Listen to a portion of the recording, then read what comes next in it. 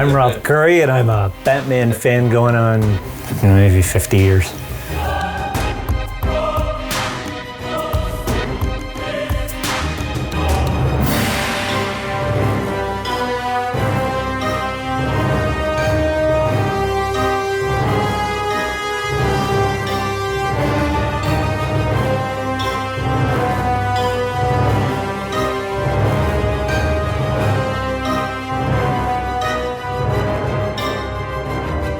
I think I got my first Batman thing when I was 5 years old. I'm much older than that now. And so throughout the house, there's bits of Batman stuff everywhere, but this is one of the larger concentrations of stuff. My parents were definitely enablers because they knew how much I was into it, and so they bought me they found me the darkest bath towel. They got me the ABCs of Batman. The first thing in my collection is a book that Mum bought on sale, I think because it's missing a couple letters from the alphabet, from Dutch Boy. And it's got Robbie written on it, and it had a cardboard mask on the back that I did cut out and I did wear while driving up and down the sidewalk. And I still have it. So they also enabled me because they didn't throw anything out. I know so many people that it's sort of like, oh, these stupid things, and they would ditch them. But that's, I think, one reason why I still have everything from when I was 5 is because they never got rid of it. They knew that I really liked it. I got the black felt hat, which actually is one of the few things that I still don't have from those times. I would ride my tricycle as fast as possible up and down the street with the darkest bath towel tied around my neck, and that just sort of stuck. That I have all the comic books that I had when I was that age, and yeah, they're beaten up and read several hundred times, but I still have them. Early as I can remember, that I would covet those Batman comic books, that if the hall light was left on, that meant that I could, even though I was supposed to be asleep, I could read them, and if I heard Mom and Dad coming up the stairs, it would go underneath the pillow. I slept on Batman comics for I don't know how many years. Going to visit Grandma in Godridge was cool because I knew where all of the street lights were. So in the back seat of that car, which was glorious because you didn't have to work, do homework, talk on a cell phone. You just sat in the back seat of that car with maybe issue 213, because there's a lot of good stories in that one. And so when the lights would come on, I'd read as fast as possible, and then we'd be in Mitchell and the lights would disappear. So you'd have to wait for C4. I think I do have a life outside of Batman, but yeah, every Christmas it would be the, oh my God, I want the Captain Action Batman outfit to go on my G.I. Joe. So I think too, when I look at the collection, there are certain items in the collection that when I look at them, I see the people that gave them to me. So it's more than just, yeah, this is a cool piece of plastic, but man, Isaac gave me this. Or this was the one that we had somebody come in, and he was about 12. He had played with this bat plane forever, and was one of his favorites, but now that he's 12, he's a grown-up and should now you should no longer be playing with toys, I guess. However, weird old Mr. Currie still plays with toys, and so he gave me this bat plane, and so I treasure that bat plane because this was a favorite. And so I have a couple of Batmobiles that are on loan because I said, you know what, don't give it to me. I'll make all the lights work, I'll put the right figures in it, and at some point in the future, so my collection might go down in the future if these kids actually grow up, get kids of their own, and go, okay, I want my Batmobile back now, but I don't think that's gonna happen.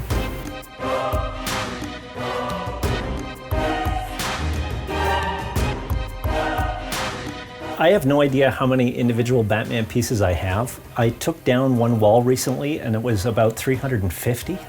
On the limited edition box set of the 66 TV series, the guy with, according to Guinness, the world's largest Batman collection, has like 1,100 pieces. And I'm going, oh, I could so blow that away. So I'm working on it.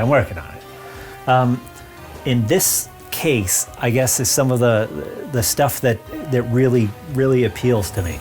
That crash, bang, boom. I wore this ring in kindergarten.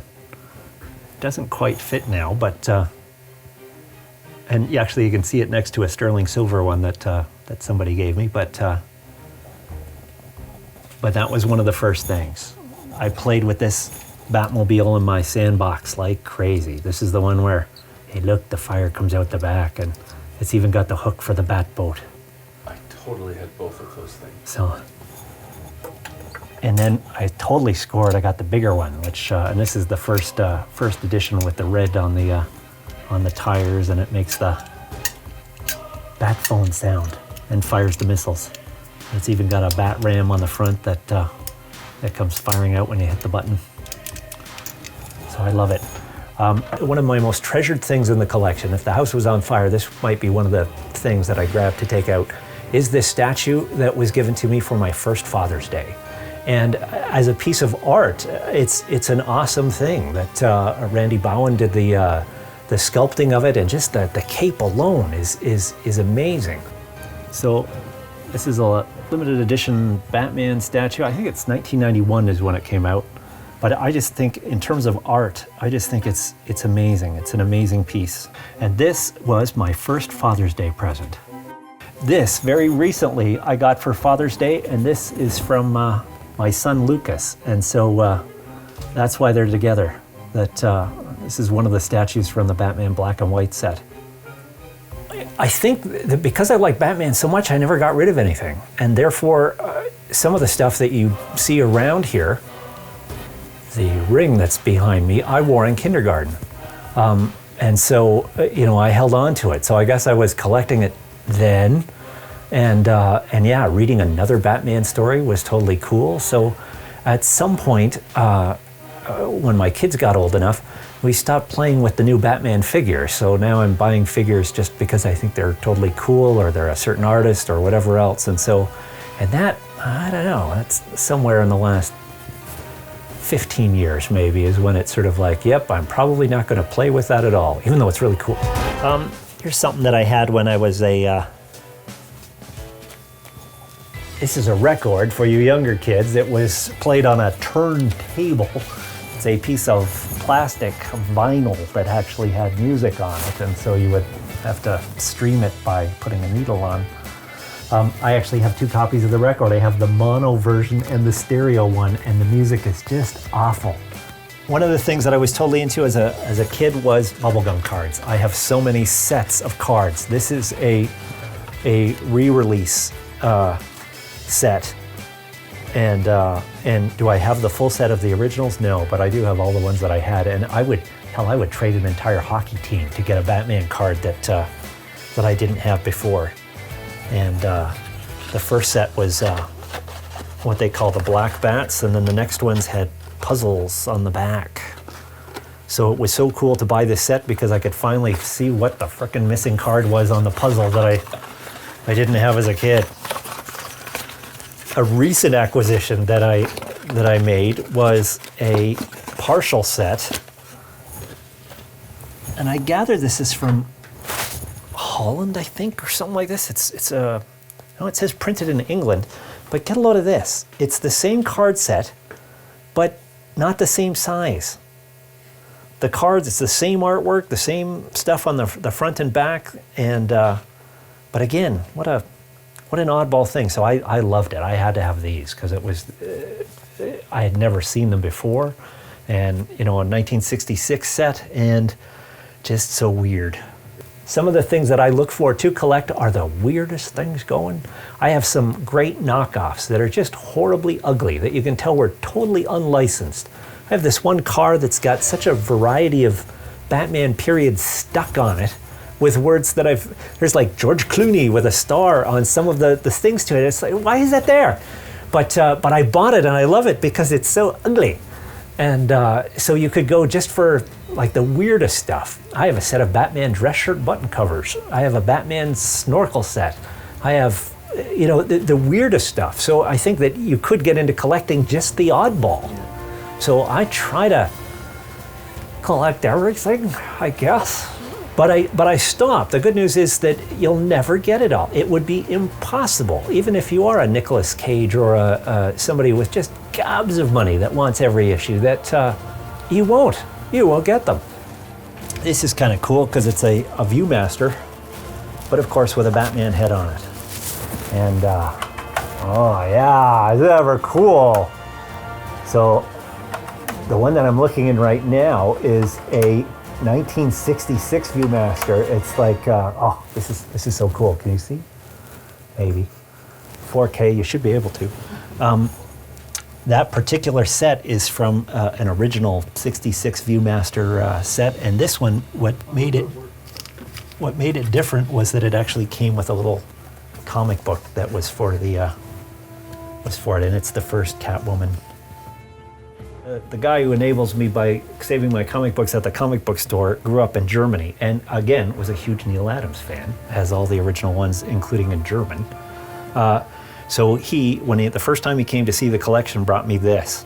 I have no idea what Die Zeitschrift mit is, but it's pretty cool. I love that it says Batman and Superman, and there's no bat on his chest. What's with that? But 1971 it says, but again, I love it because it's just so different. A Batman and Robin beer stein, and I think somewhere on it, it says made in Germany. Yes, so you know it's authentic. And have I drunk beer out of it? It'd be difficult because I don't drink beer, but boy, I bet you beer would taste good if it came out of a Batman beer stein. Batman, Wonder Woman, and Superman are about the only three characters that have been in continuous print publication since the late 1930s. And with Batman, he was enough of a chameleon that I think that they could easily. There wasn't, horrible violence in the issues even before the Comics Code came in, but he definitely became pretty generic afterwards. And so then in the early '60s, a different editor, and they said, you know what, we're either going to cancel him or do something with him. And so Julie Schwartz changed the look of the comic book. They made it more detective again.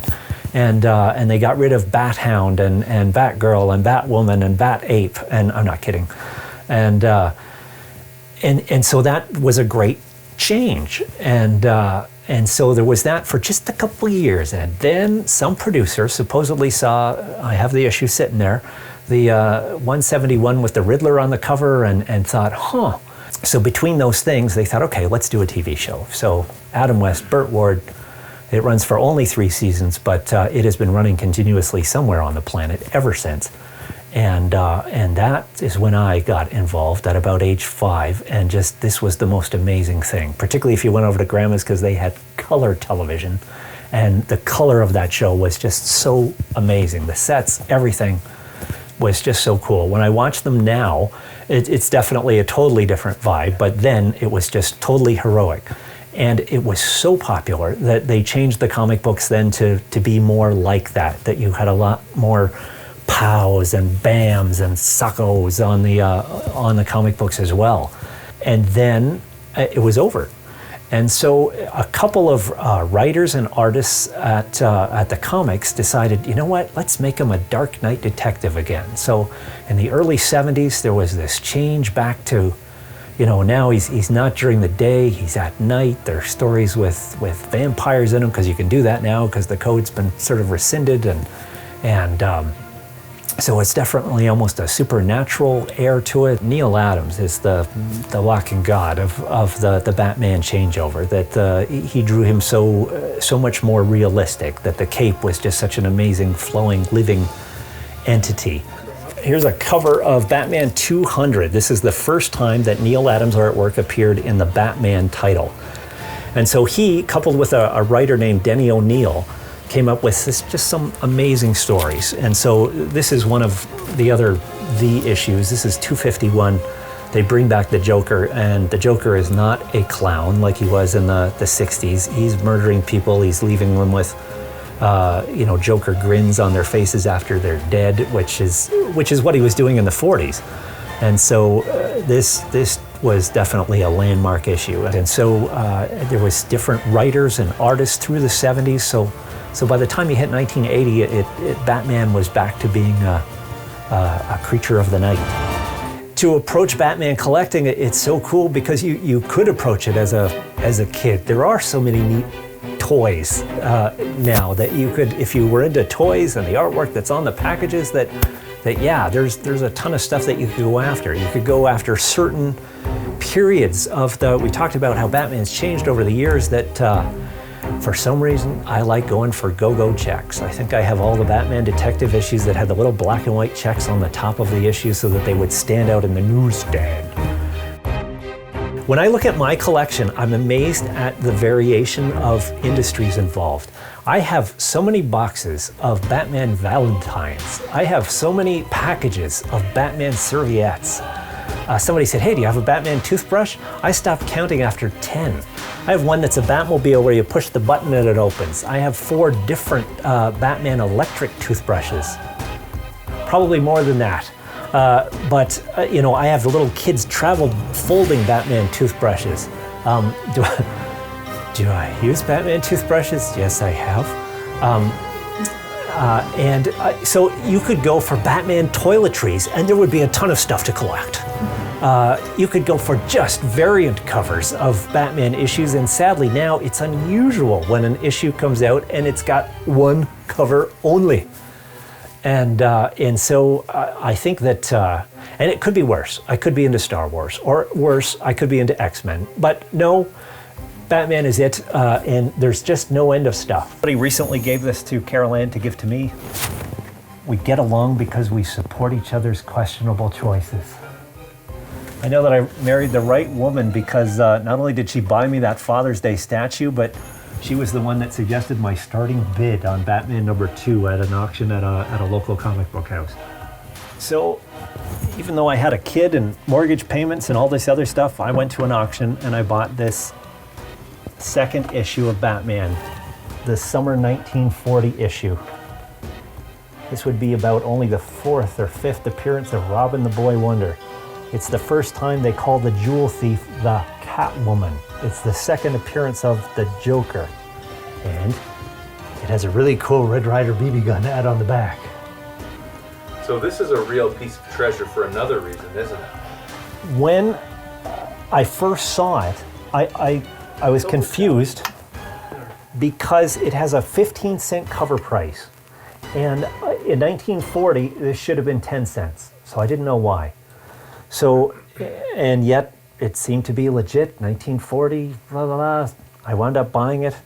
Couldn't sleep that night because I had just blown a lot of money on an old piece of paper. And then I called DC Comics, expecting to get Earl, the guy in the archive room or something like that. And so the guy from The Simpsons that has the voice like this goes, I'd have to put you through to someone else for that. So then I get this phone message that says, hi, it's Denny O'Neil, leave a message, beep. And I totally geek out. It's like, Denny O'Neil, the guy that was running with Neil Adams, and oh my God. And so I go, I wasn't expecting Denny O'Neil's voicemail, and then I'm thinking, God damn it, I just established myself as a total geek, and then I go, I didn't spend all this money on the 50-cent cover price, goodbye. And so an hour or so later, I get a call from an assistant editor, and they say, I've got this cryptic message left on Denny O'Neil's answering machine. So we find out, this guy puts me in touch with one of the editors at the Overstreet Guide. He goes, send me a photocopy of it. And I'm going, well, isn't that going to hurt it with the light? And so I go into a Kinko's with a small black case handcuffed to my wrist and going, I need a color copy. Yeah, just leave it. We'll do it. I go, no, it's not going to happen. So I open it, show them that this is inside, and they're going, wow, we don't want to touch that. Get it out of here.